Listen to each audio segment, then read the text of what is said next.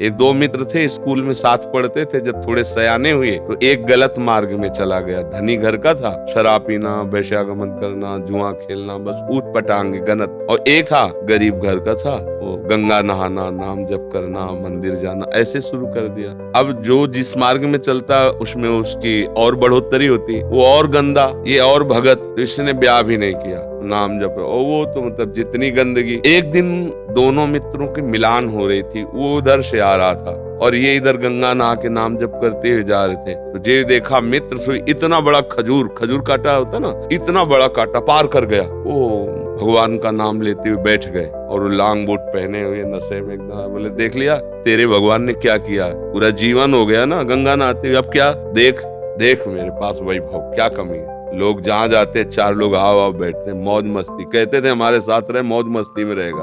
और इतना कह के तो चला गया।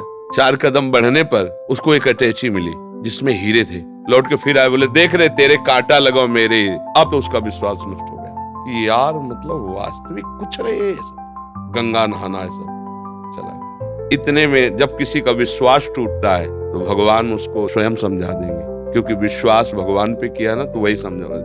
ये ड्यूटी है उनकी, वो समझा देते। कोई ऐसा शास्त्र पढ़वा देंगे, कोई प्रवचन सुनवा देंगे, अच्छा ऐसा आपके या अंदर ही विवेक जागृत, ये उनके हाथ का बात है। वो क्या करते हैं, भगवान एक ब्राह्मण के रूप में वयोवृद्ध तपस्वी, अरे बेटा तुम्हारे कांटा लग गया क्या, राम राम। बोले नाम मत लो, पूरा जीवन हो गया नाम लेते हुए, हमको क्या मिला। वो हमारा मित्र है, शराब पीता, व्यभिचार करता, नाना प्रकार के, और देखो उसे अटैची में यहाँ भोजन की व्यवस्था नहीं, पूरा जीवन हो गया। बोले पहले कांटा निकाल लेने। वो भगवान थे, सर से कोई पीड़ा नहीं। कहा बेटा तुम देखना चाहते हो कि उसको ऐसा क्यों है, तुम्हें ऐसा क्यों है। तो जैसे टीवी चल दे ना सीरियल, ये देखो चिप लगा दे तो पूरा सीन, और उसको पूर्व जन्म का सीन दिखाई देने लगा कि ऐसा भयानक पापाचरण पूर्व जन्म किया था, इस जन्म में इसी क्षण सूली की सजा मिलनी थी। उससे पूर्व में राजा लोग सूली की सजा देते थे।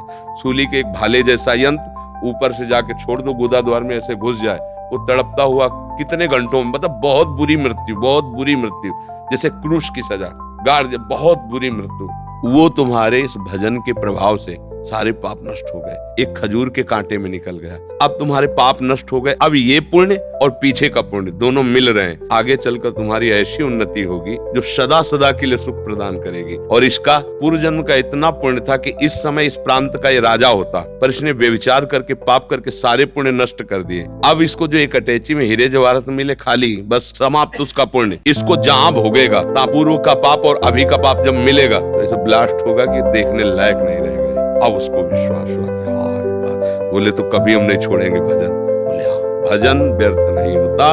वर्तमान में देखा जाता है कि सत्य से चलने वाला, भजन करने वाला दुखी हो सकता है, और गंदा आचरण करने वाला बढ़िया पर ध्यान रखना, वो बढ़िया तब तक है जब उसका पूर्व का पुण्य चल रहा है। जहां वो खत्म हुआ फिर देख लेना क्या बढ़िया है। तो थोड़े दिन कष्ट मिलना कोई मतलब बुरी बात नहीं है, परिणाम बढ़िया हो ये बात देखे।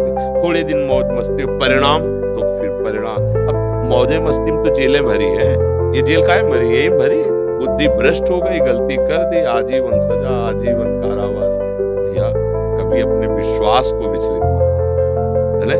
वो ऐसी शक्ति हमें देना दाता, मन का विश्वास कमजोर होना। कहीं से भी बात हो, अपनी बात हे प्रभु मुझे ऐसी सामर्थ्य दो कि आपके प्रति कभी मन का विश्वास करो।